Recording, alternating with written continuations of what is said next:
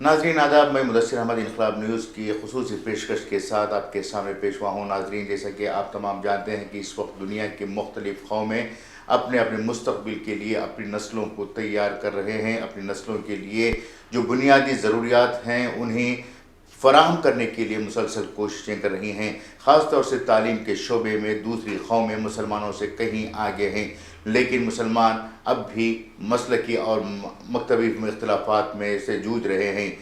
गौरतलब बात है कि कर्नाटक एक ऐसा इलाक़ा है जिसे बेलगाम कहते हैं। इस इलाक़े में KLE Karnataka Lingayat education society नाम का एक इदारा क़ायम हुआ है।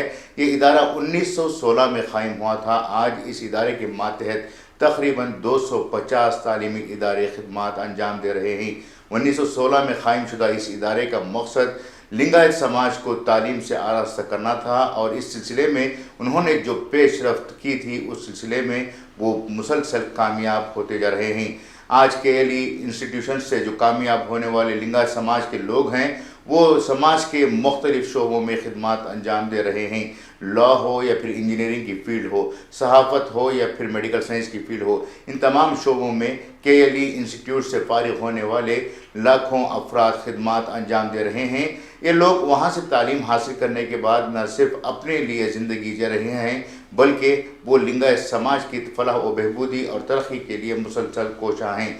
ये इदारा महज 7 अफराद ने शुरू किया था, और इस इदारे को शुरू करने वाले कोई बहुत बड़े मालदार नहीं बल्कि 7 असातिज़ा थे जिन्होंने मुखलिस होकर खालिस अपने समाज की तरक्की के लिए KLE इंस्टीट्यूशंस का क़याम किया था।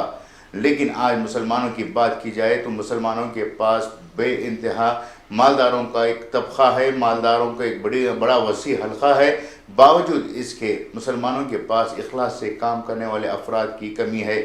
मालदार ये चाहते हैं कि इनके यहाँ अच्छे से अच्छे आलीशान शादी महल बने, इनके बच्चों की शादियाँ आलीशान पैमाने पर हों जिसमें लाखों करोड़ों रुपए खर्च किए जाएं। मालदार ये चाहते हैं कि वो ज़मीनों पर ज़मीन ख़रीदें, प्लॉट्स पर प्लॉट्स ख़रीदें, और जो पैसा इनके पास है उस पैसे को बैंकों में महफूज रखें ताकि वो आने वाले दिनों में मज़ीद इससे पैसा कमा सकें। लेकिन जो तालीम का शोबा है इस पर ख़र्च करने के लिए मुसलमान बिल्कुल भी तैयार नहीं हैं। मुसलमानों के पास आलीशान शादी महल हैं जिन्हें देखने के लिए 2 नहीं 4-4 आँखों की ज़रूरत पड़ती है।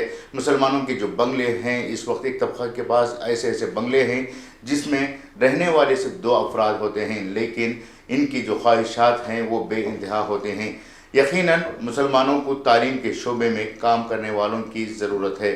अक्सर मुसलमान ये चाहते हैं कि इनके बच्चे अच्छे से अच्छे तालीमी इदारे में तालीम हासिल करें, उनके बच्चे टॉप लेवल के कॉलेजेस में तालीम से फ़राग़त हासिल करें। लेकिन जो कौम का दूसरा तबक़ा है उस तबक़े के ताल्लुक़ से जो मालदार तबक़ा है वो बिल्कुल भी फ़िक्रमंद नहीं है। मालदार तबक़ा बस अपने लिए ही जीना पसंद कर रहा है, अपने और अपने बच्चों के लिए वो बेहतर से बेहतर चीज़ों का इंतखाब करता है। लेकिन कौम का जो बाकी तबक़ा है इस तबक़े के ताल्लुक़ से इनकी फ़िक्र बहुत कम होती है। ऐसा नहीं है कि मुसलमानों में मालदारों की कमी है, मालदार बहुत से हैं, लेकिन इखलास से काम करने वाले लोगों की बहुत बड़ी कमी है। जब तक इन लोगों में इखलास पैदा नहीं होता उस वक्त तक तालीम के शोबे में वो आगे नहीं बढ़ सकते। हालांकि तालीम का शोबा भी आज एक बिज़नेस बन चुका है। एक बिज़नेस मॉड्यूल के तौर पर अगर तालीमी इदारों का क़याम किया जाता है तो इससे खिदमत भी हो सकती है और तिजारत भी हो सकती है। मगर मुसलमानों ने तिजारत सिर्फ ज़मीनों के लेन देन या फिर दीगर कारोबारों को ही अहम समझ रखा है, जिसकी वजह से वो आला तालीमी इदारों का क़याम करने से क़ासिर रहीं। KLE इंस्टीट्यूशन का हमने तज़किरा किया है। इसके अलावा भी और भी मुल्क में कई तालीमी इदारे हैं जिसके ज़रिए से मुसलसल एक तबक़ा माल भी कमा रहा है, शोहरत भी कमा रहा है और नाम भी कमा रहा है। ऐसे में मुसलमानों को भी चाहिए कि वो ऐसे तालीमी इदारों को शुरू करें जिससे कौम के नौजवान आला तालीम हासिल करें, वहाँ पर उन्हें तमाम तरह की सहूलियात मुहैया हों।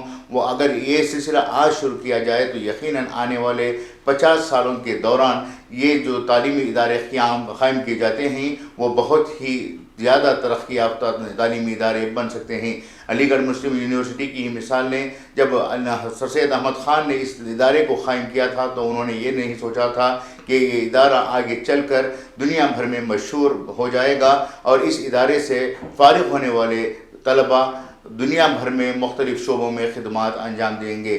آج علی گڑھ مسلم یونیورسٹی کے علاوہ بہت کم محدود تعلیمی ادارے مسلمانوں کے پاس موجود ہیں، اس کا تذکرہ ہم صرف انگلیوں پر کر سکتے ہیں۔ ایسے میں آج جو قوم کا دانشور طبقہ ہے، اہل علم طبقہ ہے، مالدار طبقہ ہے، ان لوگوں کو اس بات پر توجہ دینے کی ضرورت ہے کہ جو تعلیمی ادارے ہمارے پاس موجود ہیں یا تو انہیں ترقی کی راہ پر گامزن کرے، ان کی تائید کرے، اس میں سرمایہ کاری کریں تاکہ اور مزید تعلیمی اداروں کا قیام ہو سکے، یا پھر اپنے طور پر ایسے تعلیمی ادارے بنائیں جہاں پر تمام طرح کی تعلیمی سہولیات مہیا ہوں۔ مسلمانوں میں تعلیمی پسماندگی کا ایک وجہ یہ بھی ہے کہ مسلمانوں نے تعلیم کو دو حصوں میں بانٹ دیا ہے، ایک حصہ دینی تعلیم کے نام پر تو دوسرا حصہ عصری تعلیم کے نام پر۔ دینی اور دنیاوی تعلیم کے نام پر جو بٹوارہ ہوا ہے یہ بھی ایک پسماندگی کی وجہ ہے۔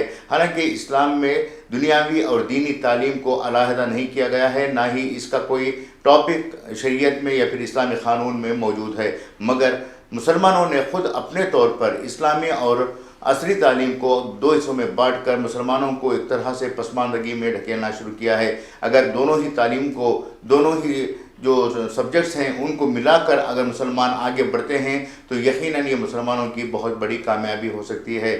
آج جو مالدار طبقہ ہے انہیں اس سمت میں سوچنے کی ضرورت ہے کہ وہ کسی نہ کسی طریقے سے تعلیم کے شعبے کو اپنائیں اور مستقبل میں تعلیم کے لیے کام کریں، جو آنے والی نسلیں ہیں ان کے لیے ایک بہترین تعلیمی اداروں کا قیام کریں۔ یہ تھا آج کا مختصر نظریہ جس پر میں نے گفتگو کی ہے۔ امید کہ آپ لوگ اسے پسند کریں گے۔ میں پھر نئی پیشکش اور نئے نظریات کے ساتھ، نئے افکار کے ساتھ آپ کے سامنے پیش ہوں گا۔ تب تک کے لیے میزبان مدثر احمد کو اجازت دیں۔ شکریہ۔